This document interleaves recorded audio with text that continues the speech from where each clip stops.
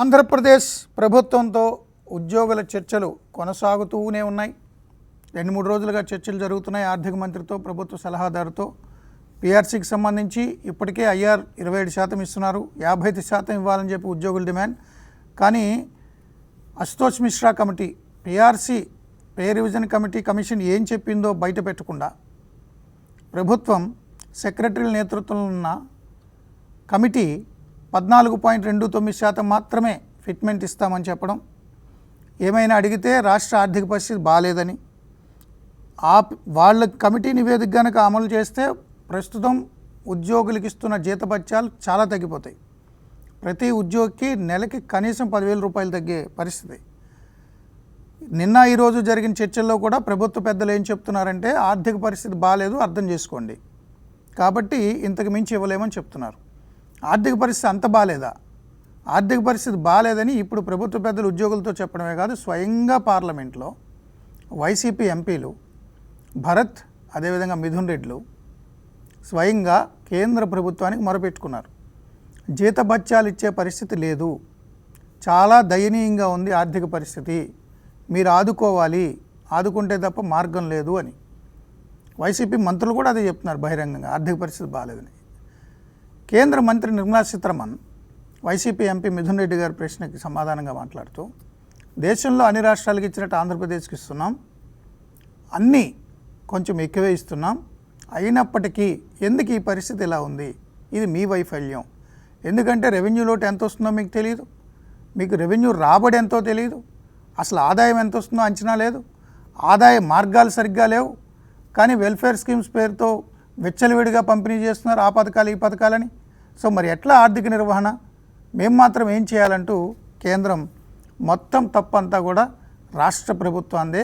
ఆర్థిక పరిస్థితి అస్తవ్యస్తంగా అవ్వడానికి కారణం ఆర్థిక నిర్వహణ లోపం, క్రమశిక్షణ లోపం, విచ్చలవిడి పథకాలు అంటూ కేంద్రం కూడా పూర్తి స్థాయిలో రాష్ట్రాందే తప్పు అంటూ వారికి సమాధానం చెప్పింది. ఈ అంశాలకు సంబంధించి ఈరోజు డిబేట్లో పాల్గొనడానికి భారతీయ జనతా పార్టీ జాతీయ నాయకులు, ఓబీసీ సెల్ జాతీయ నేత డాక్టర్ పార్థసారథి గారు ఉన్నారు.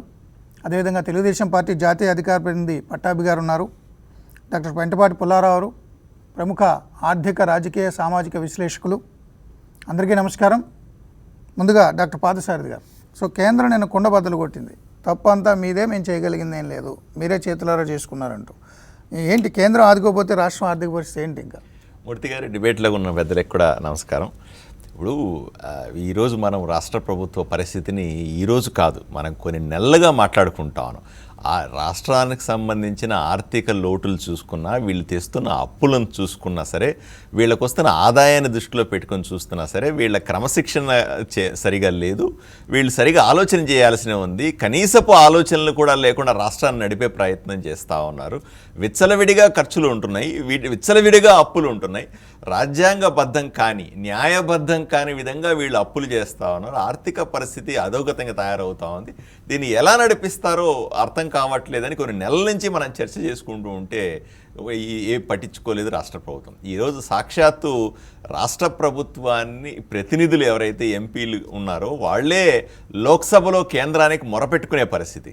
ఏమంటే రాష్ట్ర ఆర్థిక పరిస్థితి బాగోలేదు, జీతాలు ఇవ్వలేకున్నాం, మేము ఏ విధంగానూ రాష్ట్రాన్ని నడిపించలేని దుస్థితిలో చేరుకున్నాం, దయచేసి మమ్మల్ని కనికరించండి, దయచేసి మాకు మరిన్ని అప్పులు చేసే అవకాశాన్ని ఇవ్వండి అని ఈరోజు మొరపెట్టుకునే పరిస్థితిని మనం చూసాం. దానికి సమాధానంగా కేంద్ర ఆర్థిక మంత్రి నిర్మలా సీతారామన్ కూడా కొండ బద్దలు కొట్టి స్పష్టంగా చెప్పారు, అయ్యా ఈ విషయాన్ని మీకు ఎన్నోసార్లు చెప్పాము, రాష్ట్ర ప్రభుత్వానికి, జగన్మోహన్ రెడ్డి గారి ప్రభుత్వానికి కేంద్ర ప్రభుత్వం ఎన్నోసార్లు హెచ్చరికలు చేసింది, మీ ఆర్థిక క్రమశిక్షణ శృతి మించిపోతా ఉంది, మీరు తీసుకున్న అప్పులు నిజంగానే సరైనవి కాదు, తీసుకునే విధానం సరైంది కాదు, ఎలా ఖర్చు పెడుతున్నారని చూపించే లెక్కలు కూడా సరిగా లేవు, ఇది మంచి పద్ధతి కాదు అని కేంద్ర ప్రభుత్వం ఎన్నిసార్లు ఈ 2.5 సంవత్సరంలో చెప్పినప్పటికీ కూడా మీరు పట్టించుకోలేదు. ఈరోజు చేతులారా మీరు చేసుకున్నటువంటి ఈ పరిస్థితికి మమ్మల్ని నిందించాల్సిన అవసరం లేదు, మమ్మల్ని అడగాల్సిన అవసరం లేదు. ఈ మిగతా రాష్ట్రాలు, దేశవ్యాప్తంగా ఎన్నో రాష్ట్రాలు ఉన్నాయి, ఎన్నో పేద రాష్ట్రాలు కూడా ఉన్నాయి. ఒక రకంగా చూస్తే ఆంధ్రప్రదేశ్ బాగా సంపన్న రాష్ట్రం అనే చెప్పాలి. అంటే విభజన తర్వాత మనకు లోటు బడ్జెట్లు వచ్చి దాన్ని సరిగా మేనేజ్ చేయలేక ఇబ్బంది పడ్డామే, కానీ అదర్వైజ్ ఆంధ్ర రాష్ట్రం డెఫినెట్గా తలసరి ఆదాయంలో తీసుకుంటే కూడా ఎంతో కొంత ఉన్నత స్థానంలోనే ఉంటుంది.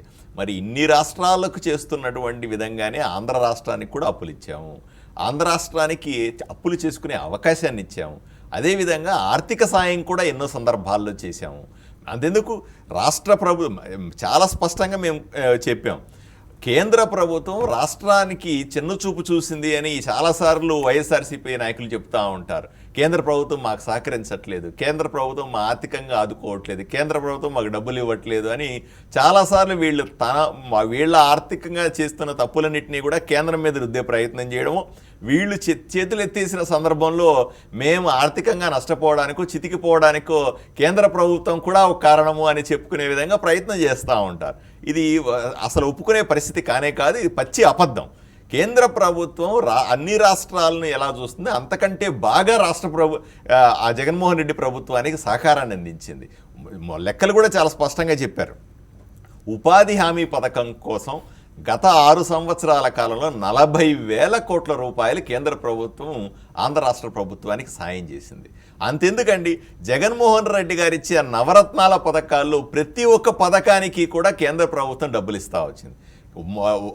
నవరత్నాల్లో మొదటి పథకం ఇల్లు అన్నారు. పేదవాడికి ఇల్లు అనేది రాష్ట్ర ప్రభుత్వంతో సంబంధం లేకుండా పూర్తిగా కేంద్ర ప్రభుత్వం లక్షలాది ఇళ్ళు రాష్ట్రానికి కేటాయించింది. వీళ్ళు ఆరోగ్యశ్రీ అన్నారు. ఆరోగ్యశ్రీ అన్నది ఇంకొక నవరత్నంలో పథకం అయితే దానికి 60% డబ్బులు కేంద్ర ప్రభుత్వం ఇస్తుంది. రైతు భరోసా కోసం రైతుకు ఇచ్చేటువంటి పెట్టుబడి రుణం ఏదైతే 13,500 రూపాయలు ఇస్తూ ఉందో దాంట్లో 6,000 రూపాయలు కేంద్ర ప్రభుత్వం ఇచ్చేది. అంతేందుకు జలయజ్ఞం అంటున్నారు. ఈరోజు పోలవరానికి కట్టే ప్రతి ఒక్క పైసా కూడా ఎంత ఎక్కువ ఇచ్చారో ఎంత తక్కువ ఇచ్చారో అనేది ప్రత్యేక డిబేట్ చేయాల్సి వస్తే కూడా కేంద్ర ప్రభుత్వం ఈరోజు సుమారుగా 11,500 కోట్ల రూపాయలని జలయజ్ఞం పనుల కోసం పోలవరం ప్రాజెక్టు కోసం కేటాయించింది.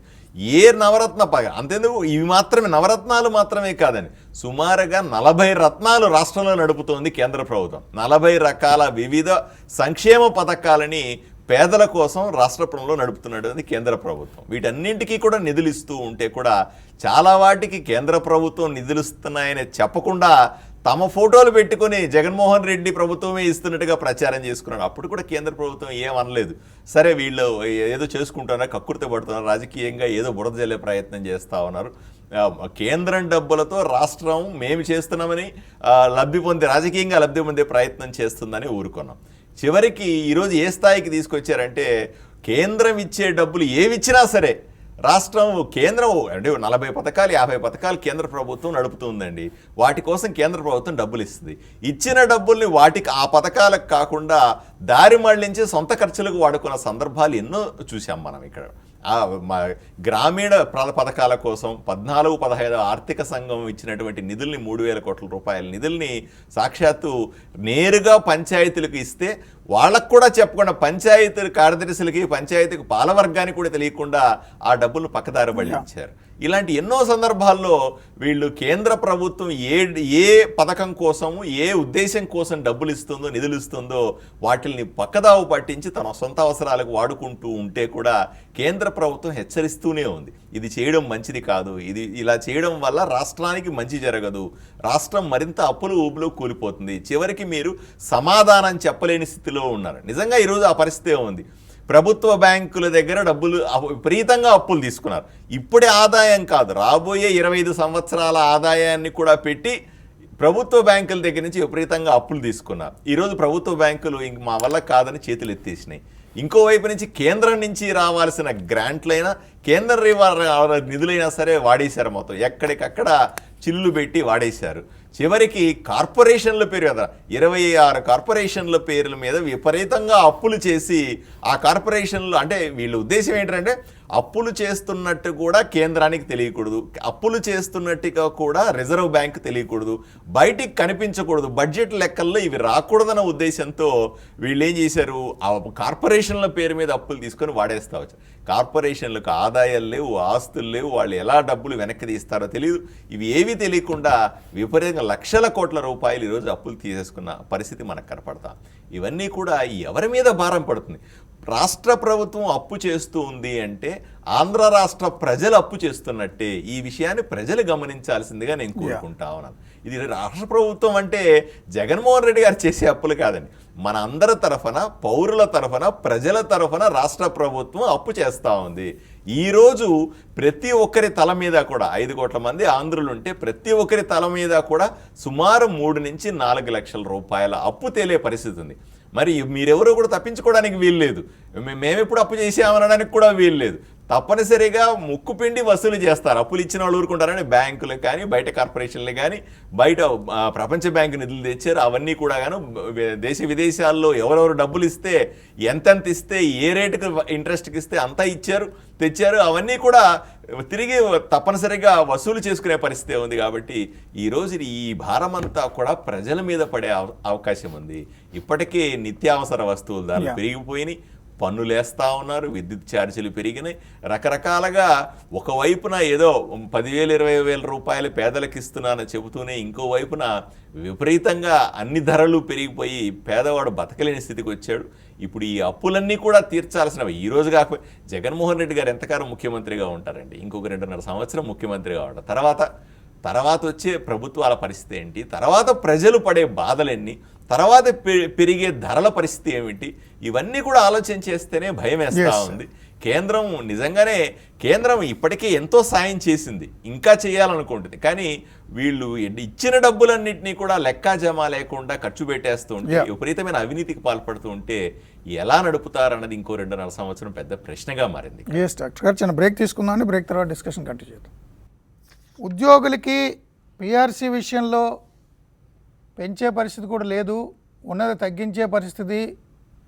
27 ఐఆర్ ఇస్తున్నారు, ఇప్పుడు 14.29 మాత్రమే ఫిట్మెంట్ పెంచుతామంటున్నారు. ఎందుకంటే పరిస్థితి బాగాలేదు, అర్థం చేసుకోండి అంటున్నారు. ఇక్కడ అనడమే కాదు, స్వయంగా పార్లమెంట్లో వైసీపీ ఎంపీలే అన్నారు, ఉద్యోగులకి జీతభత్యాలు ఇవ్వలేని పరిస్థితిలో ఉన్నాము, కేంద్రం ఆదుకుంటే తప్ప మార్గం లేదు అని. ఎందుకు ఇంత దారుణం అయిందంటారు ఆర్థిక పరిస్థితి? ప్యానెల్లో ఉన్నటువంటి పెద్దలు పార్థసారథి గారికి, పుల్లారావు గారికి నమస్కారం. సరే, ఇవాళ పార్లమెంట్ లోపల బయట ఇన్ని రకాల బేదరపులు అరుస్తున్నటువంటి వైసీపీ ఎంపీలు కానివ్వండి, వైసీపీ మంత్రులు కానివ్వండి, సాక్షాత్ ఈ రాష్ట్ర ముఖ్యమంత్రి కానివ్వండి, వీరందరూ కూడా ఇవాళ సిగ్గుతో తలదించుకుంటారో ముఖం తీసుకెళ్ళి ఎక్కడ పెట్టుకుంటారో నాకైతే అర్థం కావట్లేదు. కానీ నాకు ఇవాళ మధ్యాహ్నం నీతి ఆయోగ్ వైస్ చైర్మన్ రాజీవ్ కుమార్ గారు ఒక జాతీయ మీడియా సంస్థకి ఇచ్చినటువంటి ఇంటర్వ్యూలో, జాతీయ మీడియా సంస్థతో మాట్లాడుతున్నటువంటి సందర్భంలో వారు ఒక స్టేట్మెంట్ ఇచ్చారు. అదేంటంటే, Niti Aayog will be closely examining Bihar's demand for special status and will provide all requisite assistance to the state అని చెప్పి వారి statement. Niti Aayog will be closely examining the demand of Bihar's special status అంట మూర్తి గారు. ప్రత్యేక హోదాకి సంబంధించి బీహార్ రాష్ట్రం చేస్తున్నటువంటి డిమాండ్ని మేము లోతుగా పరిశీలిస్తాం అని నీతి ఆయోగ్ వైస్ చైర్మన్ రాజీవ్ కుమార్ గారు ఇచ్చారండి స్టేట్మెంట్. దీనికి ఈ రాష్ట్ర ముఖ్యమంత్రి జగన్మోహన్ రెడ్డి ఏమి సమాధానం చెప్తాడు సార్? ఇన్ని రోజులు ఏం చెప్తా ఉన్నాడండి రాష్ట్ర ముఖ్యమంత్రి? ప్రత్యేక హోదా ముగిసిన అధ్యాయం, మేము చేయగలిగింది ఏమీ లేదు, ఢిల్లీ వెళ్ళినప్పుడల్లా వాళ్ళ కాళ్ళు గడ్డాలు పట్టుకుని ప్లీజ్ ప్లీజ్ ప్లీజ్ అని బతిమాలటమే నాకు చేత అయింది, వాళ్ళకి పూర్తి మెజారిటీ ఉంది కాబట్టి నేనేమీ చేయలేను, నేను చేతులు ఎత్తేసాను, అమ్మ బాబు అని బతిమాలుకోవటం తప్పితే నా వల్ల ఏమీ కాదు అని ఇన్ని రకాల మాట్లాడినటువంటి ముఖ్యమంత్రి రాష్ట్ర ప్రభుత్వం ఇవాళ మొక్కం తీసుకెళ్ళి ఎక్కడ పెట్టుకుంటారు సార్? అంటే బీహార్ రాష్ట్రానికి సంబంధించినటువంటి డిమాండ్ ఏమో నీతి ఆయోగ్ వాళ్ళు చాలా లోతుగా పరిశీలిస్తారు. నిన్నగాక మొన్న రాజీవ్ కుమార్ గారు ఆంధ్రప్రదేశ్ రాలేదా? విజయవాడ వచ్చి ముఖ్యమంత్రి గారిని కలవలేదా? ఆ రోజున ఏం మాట్లాడారండి? నీతి ఆయోగ్ వైస్ చైర్మన్తో ఏం మాట్లాడారు రాష్ట్ర ముఖ్యమంత్రి? అంటే మీరు ఓట్లు వేయించుకోవాల్సినప్పుడేమో నేను ప్రత్యేక హోదా ఈ రాష్ట్రానికి సంజీవిని, ప్రత్యేక హోదా లేకపోతే ఈ రాష్ట్రానికి భవిష్యత్తు లేదు, ప్రత్యేక హోదా లేకపోతే ఈ రాష్ట్రం అంధకారంలో మునిగిపోతుంది, ప్రత్యేక హోదా లేకపోతే ఆర్థికంగా పతనం అయిపోతుంది ఈ రాష్ట్రం అని ఎన్నో డైలాగులు కొట్టాడు ఇది రాష్ట్ర ముఖ్యమంత్రి ప్రతిపక్ష నాయకుడిగా ఉన్నప్పుడు ఎన్నికల ప్రచారంలో భాగంగా. ఇవాళ ఏమైపోయిందండి? ప్రత్యేక హోదా గురించి మీరు మాట్లాడరా? ఇవాళ ఇన్ని బేదరుపులు అరుస్తూ ఉన్నారు, మాకు జీతాలు ఇవ్వడానికి డబ్బులు లేవు, పిఆర్సీ ఇవ్వడానికి డబ్బులు లేవు, దానికి డబ్బులు లేవు, దీనికి డబ్బులు లేవు అని ఇన్ని బేదరుపులు అరుస్తున్నారు కదా. మీరు దీని గురించి ఎందుకు పట్టించుకోలేదు? అదే స్పెషల్ స్టేటస్ ఉంటే ఎక్కడికో వెళ్ళిపోతుంది రాష్ట్రం, అని చెప్పి మాట్లాడారు కదా. వెళ్ళమనండి. ఇప్పుడు పెళ్ళిళ్ళకి పేరంటాలకి ప్రత్యేక విమానాలు వేసుకుని తెగ తిరుగుతాడు కదా సార్ ఈ రాష్ట్ర ముఖ్యమంత్రి. వెళ్ళమనండి. ఇవాళ ఒక ప్రత్యేక విమానం వేసుకుని నీతి ఆయోగ్ ఢిల్లీ వెళ్ళి నీతి ఆయోగ్ వైస్ చైర్మన్ గారి కార్యాలయంలో రాజీవ్ కుమార్ గారి ముందు కూర్చోమనండి ఢిల్లీ ఈ రాష్ట్ర ముఖ్యమంత్రి. రేపు పొద్దునే వెళ్ళమని చెప్పండి వెళ్ళి. What is this mister Rajiv Kumar? What is the statement you made yesterday regarding Bihar? What about Andhra Pradesh? Why can't you make a similar statement with regards to Andhra Pradesh అని అడగమని చెప్పండి. దానికి మాత్రం కాలు అడుగు తీసి అడుగు వేయలేరు వీళ్ళు. మిగతా అన్నిటికి మాత్రం ఎగేసుకుంటూ వెళ్ళిపోతారు ప్రత్యేక స్పెషల్ ఫ్లైట్లు వేసుకుని. ఎందుకు సార్ ఈ ఎంపీలు పార్లమెంట్లో నుంచి బేదరుపులు అరిసే బదులు గట్టిగా మాట్లాడటం చేత కాదు ఈ ఎంపీలకి? రేపు మాట్లాడమనండి, చూస్తాను నేను. ఇదిగో బీహార్కు సంబంధించి రాజీవ్ కుమార్ నిన్న ఈ స్టేట్మెంట్ ఇచ్చారు ప్రత్యేక హోదాకు సంబంధించి. మా పరిస్థితి ఏంటని అడగమనండి, చూస్తా. ఈ 22 మంది ఎంపీల్ని కట్టగట్టుకుని వెళ్ళకి అడగమనండి సార్, చూస్తాను నేను. దానికి ధైర్యం లేదు. ఇవాళ అడగందే 10 సార్లు అమ్మాయినా పెట్టా సార్. మీరు వెళ్ళి ఏం చేస్తా ఉన్నారు? ఢిల్లీ వెళ్ళిన ప్రతిసారి ఏం చేస్తా ఉన్నారు సార్? ఈ ముఖ్యమంత్రి ఏ రోజైనా ఢిల్లీ పర్యటన సందర్భంగా ఒక్కసారైనా మీడియాతో మాట్లాడారా? దేనికి వెళ్తారో తెలియదు, దేనికి వస్తారో తెలియదు. నిజంగా ఈ స్టేట్మెంట్ చూసిన తర్వాత కడుపు మండిపోయింది మూర్తి గారు. చేయాల్సిన పనులు చేయడానికి వీళ్ళకి చేత కాదు. వీళ్ళు ఈ రోజున బేదరుపులు అరుస్తారు. రెండో పక్కన ఏంటి సార్ వీళ్ళ మొన్న సిఏజీ రిపోర్ట్ లేటెస్ట్ వీళ్ళు డబ్బుల గురించి లేవు ఎప్పుడు చూసినా ఎన్ని వేల లక్షల కోట్లు వచ్చినా లేవు. ఎప్పుడు అడుక్కు తినే పరిస్థితి. October 2021 end of October 2021 what is the financial situation అండి సిఏజీ రిపోర్ట్ ఇది. చాలా క్లియర్గా తక్కువ వచ్చినాయి డబ్బులు ఈ ఆర్థిక సంవత్సరంలో. రెవెన్యూ రిసీట్స్ 75,000 కోట్లు. ఈ 7 నెలల కాలంలో అక్టోబర్ ఎండింగ్ వరకు వీళ్ళు చేసినటువంటి అప్పు 50,000 కోట్లు. అంటే 1,25,000 కోట్లు మీ జేబులోకి వచ్చాయి డబ్బులు. ఇవి చాలదన్నట్టు మొన్న నిర్మలా సీతారామన్ గారు పార్లమెంట్లో క్వశ్చన్ నెంబర్ 227కి సమాధానం చెప్తూ కనకమేడల రవీంద్ర కుమార్ గారు మా ఎంపీ గారు అడిగినటువంటి ప్రశ్నకు సమాధానం చెప్తూ వారు ఏమడిగారు? ట్యాక్స్ డెవల్యూషన్కి సంబంధించి మా రాష్ట్రానికి గత 2 సంవత్సరాల కాలంలో ఎన్ని నిధులు వచ్చాయి, ఫైనాన్స్ కమిషన్ గ్రాంట్స్ ఎన్ని వచ్చాయని అడిగారు. అదేవిధంగా అదర్ రిలీజెస్ మిగతా అనేక స్కీముల ద్వారా ఎంత డబ్బులు వచ్చినాయని అడిగితే ఈ ఆర్థిక సంవత్సరంలో 2021-22లో ట్యాక్స్ డెవల్యూషన్ కింద 28 నవంబర్ వరకు 16,300 కోట్లు రాష్ట్రానికి వచ్చాయండి. ఫైనాన్స్ కమిషన్ గ్రాంట్స్ 14,354 కోట్లు వచ్చాయి. మిగతా అనేక పథకాల కింద 29,714 కోట్లు వచ్చాయి.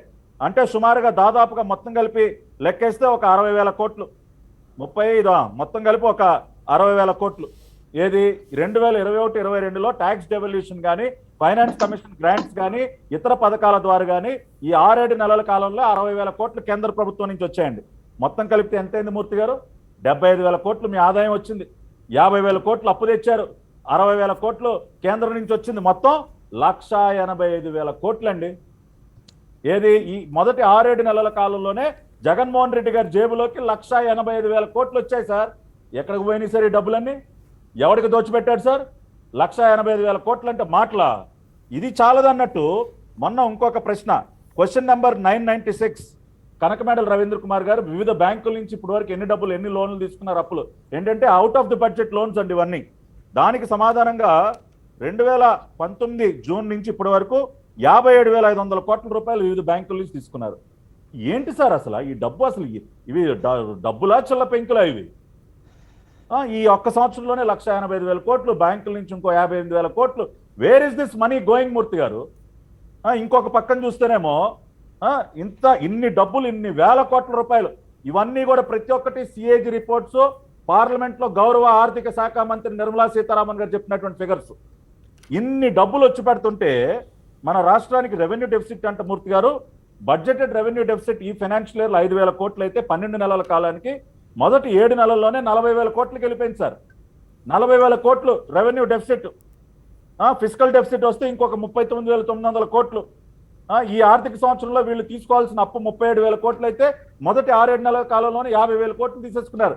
ఇదంతా ఏంటి సార్? ఇది ఫైనాన్షియల్ ఎమర్జెన్సీ కాకేంటి? అందుకు నేను అంటూ ఉన్నా, ఇదిగోండి మన భారత రాజ్యాంగం, దీనిలో ఆర్టికల్ 360 అనే సౌలభ్యం ఉంది. ఫైనాన్షియల్ ఎమర్జెన్సీ పెట్టమనండి సార్, ఫైనాన్షియల్ ఎమర్జెన్సీ పెట్టమనండి. This government is a big fraud Murthy గారు. ఒక్క నిమిషం మూర్తి గారు, 1,85,000 కోట్లు అంటే ఏమన్నా ఉట్టి మాట సార్? అది ఫస్ట్ 6-7 మంత్స్ లో సరిపోదా వీళ్ళకి జీతాలు ఇవ్వటానికి చాలవా డబ్బులు?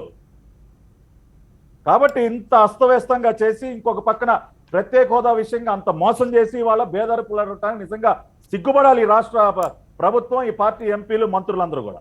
Yeah, doctor Pullarao, reserve bank data చూస్తే 1437 కోట్ల రూపాయల ఓడీలో ఆంధ్రప్రదేశ్ ఖజానా ఉందని రిజర్వ్ బ్యాంక్ పేర్కొంది. 1437 crores ఓవర్ డ్రాఫ్ట్లో ఉంది. వరుసగా డిసెంబర్ 1వ తేదీన ప్రారంభమైన ఓవర్ డ్రాఫ్ట్ వరుసగా 10 రోజుల పాటు కొనసాగడం గమనార్హం. కంటిన్యూస్గా 21 రోజులు కనుక ఓవర్ డ్రాఫ్ట్లో ఉంటే రిజర్వ్ బ్యాంక్ ఇకపై ప్రతి ప్రభుత్వ చెల్లింపుని నిలిపివేసే అవకాశం ఉందని అధికారులు చెప్తున్నారు.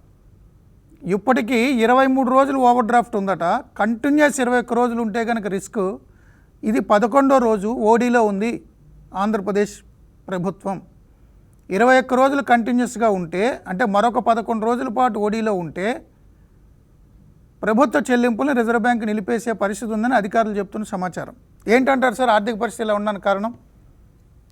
ఒకటి మనం చాలా క్లియర్గా డాక్టర్ పార్థసారథి గారు, పట్టాభి గారు ఓవరాల్ పిక్చర్ చాలా పర్స్పెక్టివ్స్ నుంచి చాలా చక్కగా ఇచ్చారు, చాలా డీటెయిల్గా చెప్పారు.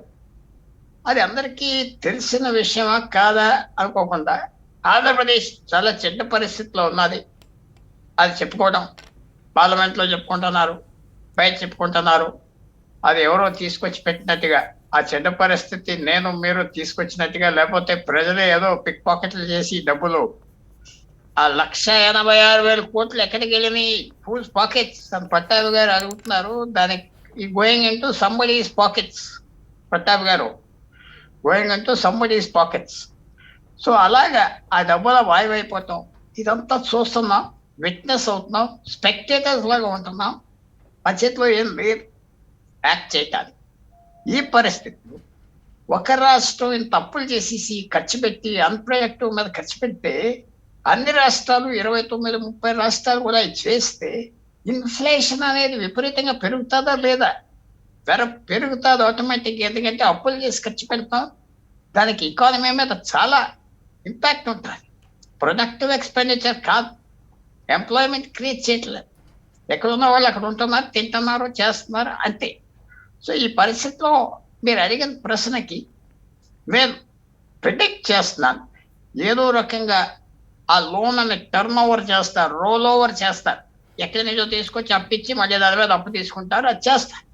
అకౌంటింగ్గా క్రియేటివ్గా చేస్తారని నేను విన్నా, చేయబోతారు కూడా. మీరు అడిగిన ఆర్బీఐ యాక్షన్ చేయకుండా, ఆర్బీఐ పెట్టిన ట్రిప్ వైర్ అది పడగొట్టకుండా చేసుకోవడానికి చేస్తారు. కానీ మీరు కూడా ఇంకోటి అన్నారు, ఫైనాన్షియల్ ఎమర్జెన్సీ గురించి పట్టాభి గారు 360 ఆర్టికల్, ఎస్, పవర్ చాలా క్లియర్గా ఉన్నది.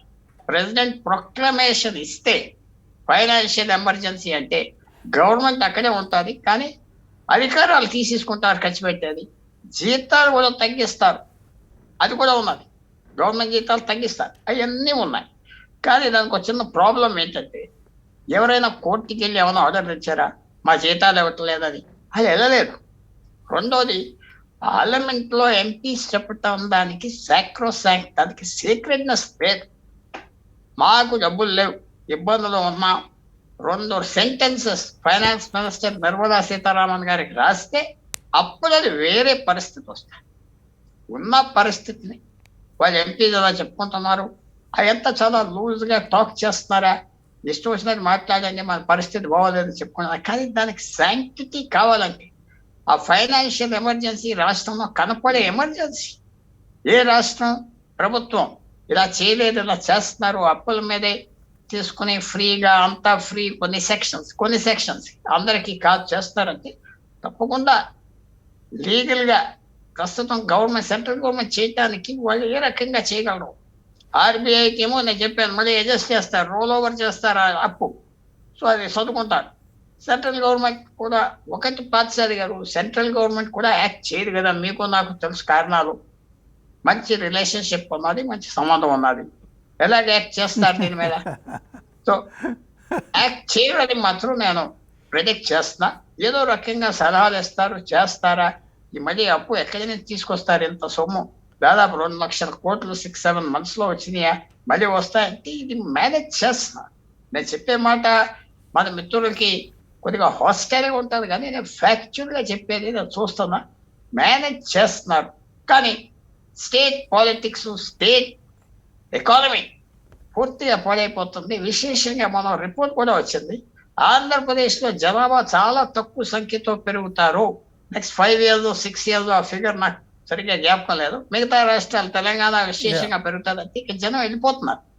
చాలా మంది జనం ఇక్కడ ఫ్యూచర్ లేదు, మైగ్రేషన్ ఎక్కువ ఉంది. ఉద్యోగాలు దొరకవు, అన్ని రేట్స్ పెరుగుతున్నాయి. సింపుల్ గా బ్రతకాలంటే హైదరాబాద్ వెళ్దాం, లేకపోతే ఇంకో ఊరు వెళ్దాం మాత్రం మూమెంట్ కూడా ఉన్నాయి. సో తప్పకుండా సెంట్రల్ గవర్నమెంట్ ఓవరాల్ రెస్పాన్సిబిలిటీ ఉన్నది. మీరు నేను కోర్టుకి వెళ్ళి పోరాడి ఆర్డర్ తీసుకొచ్చాం ఇంపాసిబుల్. సెంట్రల్ గవర్నమెంట్ కూడా ఇలాగ విపరీతంగా లిమిట్లెస్ లోన్స్, ఆర్టికల్ 293ని ఇష్టం వచ్చిన అప్పులు అసెంబ్లీ కనుక నీకు పర్మిషన్ ఇస్తే అని అప్పుడు రాసిన వాళ్ళు, ఇలాంటి విశేషమైన ఎమ్మెల్యేలు ఉంటారు అనుకోలేదు కదా. 70 సంవత్సరాలు అవేక వచ్చే ఎమ్మెల్యేలు చాలా, అసలు మహాత్మా గాంధీ లాంటి వాళ్ళు ఉంటారు, అంత చదువుకుని అంత విశేషంగా దేశ ప్రేమలు ఉంటారు అనుకుని ఉంటారు. కానీ ఎవరు మాట్లాడుకున్నా చేతులు ఎత్తేస్తూ ఉంటే అప్పు తీసుకోవడానికి లిమిట్ పెట్టారు. అసలు ఆ ఆర్టికల్ ఎమెండ్ చేయాలి సెంట్రల్ గవర్నమెంట్. 293 ఎమెండ్ చేయాలి. ఫైనాన్షియల్ రెస్పాన్సిబిలిటీ ఆ యాక్ట్ ఒకటి ఉంది, దానికి వ్యతిరేకంగా ఈ లోన్స్ కంట్రోల్ చేయకపోతే అది రద్దు అయిపోయినట్లకే కదా. నీ ఇష్టం వచ్చిన తప్పు చేయమంటవే. జనరేషన్స్ టుగెదర్ నీ అప్పులు తీసుకు. అమెరికన్ గవర్నమెంట్ కూడా అప్పుకు లిమిట్ ఉన్నది. అమెరికన్ గవర్నమెంట్ మనం చదువుతున్నాం, వాళ్ళు అప్పు తీసుకోవడానికి లిమిట్ ఉన్నది. మన రాష్ట్ర ప్రభుత్వానికి లిమిట్ లేదు. సెంట్రల్ గవర్నమెంట్ చాలా విశేషంగా ఆర్డినెన్సెస్ పాస్ చేసి, అది చేసి, ఇది చేసి, నోట్ మానిటైజేషన్, డిమానిటైజ్ అన్ని చేసి ఇలాంటి విషయంలో యాక్ట్ చేయలేదంటే అది చాలా డేంజరస్ పరిస్థితి వస్తుంది దేశానికి. ఇప్పుడు మమతా బెనర్జీ మిగతా వాళ్ళందరూ ఎవరైతే ప్రశాంత్ కిషోర్ సలహాదారుగా ఉన్నారో అప్పులు తీసి ఖర్చు పెట్టండి ఈ సెక్షన్ మీద ఆ సెక్షన్ మీద చెప్తున్నది. కాబట్టి ఇది ఏదో రకంగా సెంట్రల్ గవర్నమెంట్ పూచి, సెంట్రల్ గవర్నమెంట్ విన్నట్టుగా తెలియనట్టుగా మాత్రం ప్రవేశిస్తే ఒక పెద్ద బాధ్యత. ఆర్థిక వ్యవస్థ అయిపోతే ఏం లేదు రాష్ట్రానికి, వాళ్ళు ఫెయిల్ అవ్వడానికి మాత్రం నాకు కనపడుతుంది. Yes sir. ఇప్పుడు 1400 కోట్లు దాటితే ఓడి ప్రభుత్వ ఖజానాకు వచ్చే ప్రతి రూపాయి ఇక ఓడీలోకి కట్ అవుతుంది. 5% వడ్డీ. ఆర్బీఐ డేటా చూస్తే కంగారు వచ్చేలా ఉంది సార్. ఓడీ 1400 కోట్లు దాటితే 4 వర్కింగ్ డేస్ లోపల బయటకు రావాలి. 1400 కోట్ల వరకు తీసుకుంటే ఓడీ ఫెసిలిటీ 14 వర్కింగ్ డేస్ లోపల బయటకు రావాలి. అలా కాని పక్షంలో ఆర్బీఐ ప్రతిరోజు మెయిల్స్ ద్వారా కాషన్ చేస్తోంది. ఇప్పటికి 10 రోజులైంది. 23 డేస్ కనుక కంటిన్యూస్ ఉంటే, 21 డేస్ అంటే 3 weeks ఓడీలో ఉంటే ఇక ప్రభుత్వ చెల్లింపులు ఆర్బీఐ అలౌ చేయదు అని. ఓడీపై ఇంట్రెస్ట్ 5% అట. వేస్ అండ్ మీన్స్ 2416 కోట్లు. ఇది కూడా అప్పు లాంటిదే. Interest rate 4%. ఇది కూడా ప్రభుత్వం వాడేసుకుంది ఆల్రెడీ. ఇక ఎస్డిఎఫ్ స్పెషల్ డ్రాయింగ్ ఫెసిలిటీ 900 కోట్లు. ఇది కూడా అప్పు లాంటిదే. ఈ ఫెసిలిటీని కూడా వాడేశారు. మొత్తంగా చూస్తే 4900 కోట్లు డ్యూ ఉందట ఆర్బీఐకి. అంటే ఎంత క్రిటికల్గా ఉంది situation. Andhra Pradesh is in a tight spot. Financially చాలా కష్టాల్లో ఉంది. చిన్న బ్రేక్ తీసుకుందామండి. బ్రేక్ తర్వాత డాక్టర్ పార్థ సార్తో మాట్లాడతారు. గారు ఒక చిన్న క్లారిఫికేషన్ ఏంటంటే బీహార్కు ప్రత్యేక హోదా ఇస్తున్నారు, ఆంధ్రప్రదేశ్ ప్రత్యేక హోదా అనే దాన్ని ఇవ్వలేదు. బీహార్ ప్రత్యేకంగా చూడబోతున్నారు ఎలక్షన్లో దృష్టిలో పెట్టుకుని అనేది మాత్రం అబద్ధం. ఈరోజు నీతి ఆయోగ్ వైస్ చైర్మన్ రాజీవ్ కుమార్ గారు ఇచ్చిన ఇంటర్వ్యూని వక్రీకరించి కొన్ని మీడియాలు బీహార్లో ప్రత్యేక హోదా ఇస్తున్నారనే వాదనలన్నింటి పెద్ద చర్చను మొదలుపెట్టినాయి. అది సరైనది కానే కాదు. దేశంలో ఎక్కడా కూడా ప్రత్యేక హోదా ఇచ్చే అవకాశం లేదా ఆయన స్పష్టంగా తెలియజేస్తున్నారు. దీనికి సంబంధించిన అఫీషియల్ ఇన్ఫర్మేషన్ కూడా మా పార్టీకి అందింది. ఆ విషయంలో మీకు క్లారిఫికేషన్ ఇస్తున్నాను.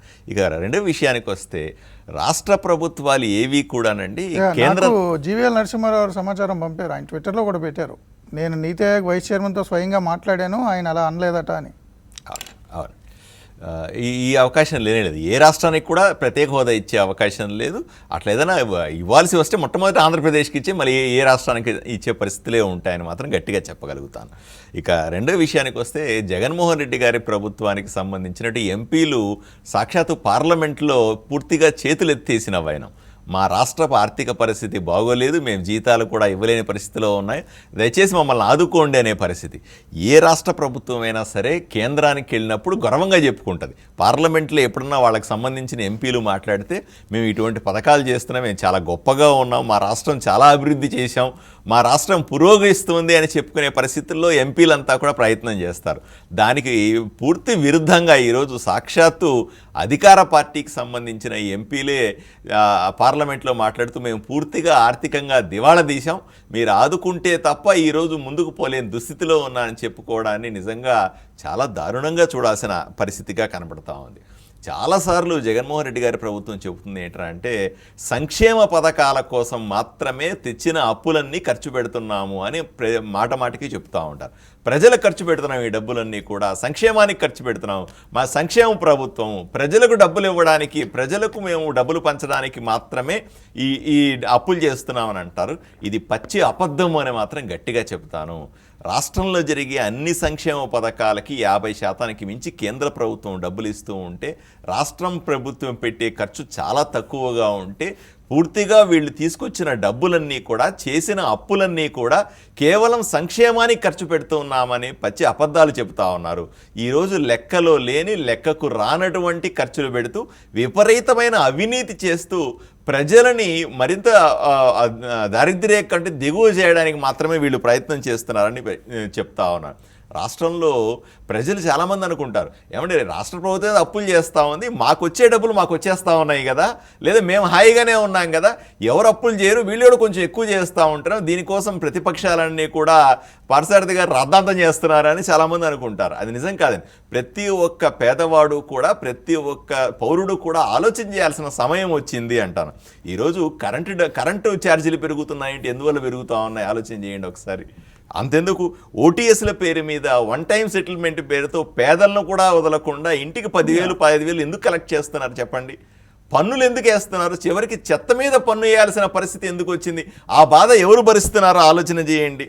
ఈరోజు మద్యం ధరలు 3 వంతులు పెరిగిపోతే కూడా ఈరోజు ఎవరు మాట్లాడలేని పరిస్థితి. మద్యం తాగే ప్రతి ఒక్కరూ కూడా 100 రూపాయల బాటిల్ని 250 రూపాయలు పెట్టి కొనాల్సిన దుస్థితి ఎందువల్ల వచ్చింది? వీళ్ళు చేసిన అప్పులు, వీళ్ళు చేసినటువంటి ఆర్థిక క్రమశిక్షణ లేకపోవడం వల్ల కాదా అని అడుగుతున్నారు.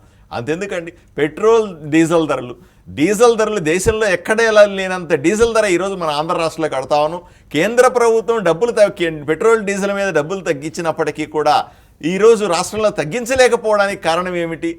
తీసుకున్న అప్పులు, వీళ్ళ ఆర్థిక క్రమశిక్షణ రాహిత్యం కాదా అని అడుగుతా ఉన్నాను.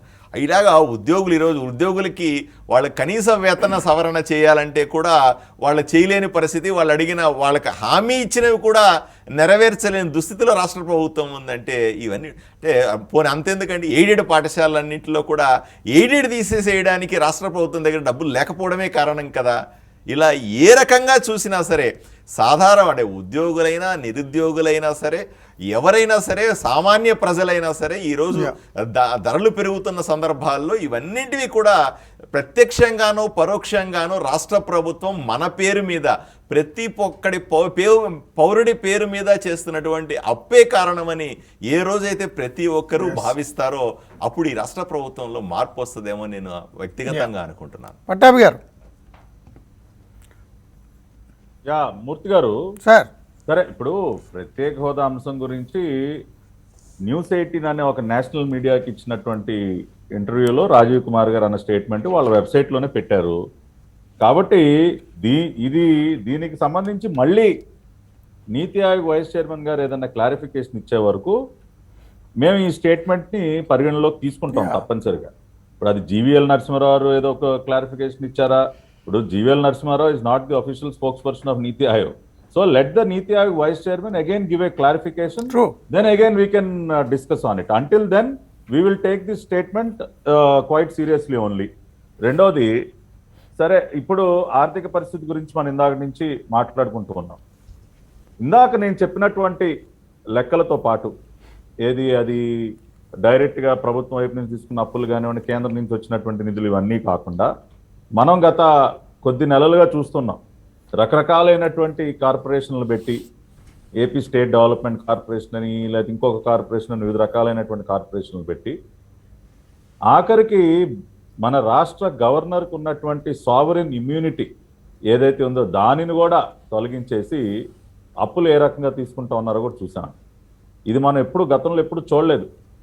ఒక గవర్నర్కి ఉన్నటువంటి ఇమ్యూనిటీని కూడా తొలగించుతున్నది. కాబట్టి ఆ స్థాయికి కూడా దిగజారిపోయారు.